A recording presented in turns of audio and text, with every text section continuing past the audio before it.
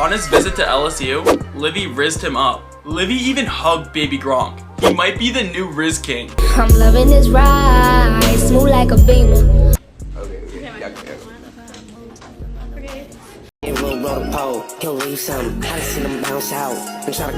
Do students in 2023 have W-Riz?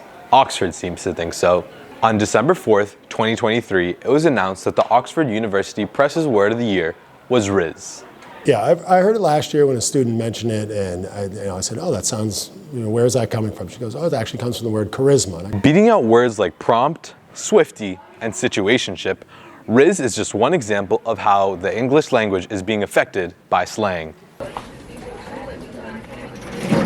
I have heard the term many, many times, and when it comes up, I make sure I reach out to make sure my students know that they do not have game at their age, and that pretty much shuts it down. I haven't seen examples of the word Riz. I think examples of other slang might be, instead of calling someone brother or bro, it becomes more like brah. Well, from a psychology perspective, a lot of students use it as a way of, being autonomous from, a sense of autonomy from parents, or from adults. You're creating your own little kind of separate culture. And that includes music, language, the way you interact with each other. So over time, you have different words that are, I would say hip or fresh, which are both outdated kind of terms. At first, it may seem like there's a disconnect between student and teacher lingo. There's definitely more to everyday slang than meets the eye.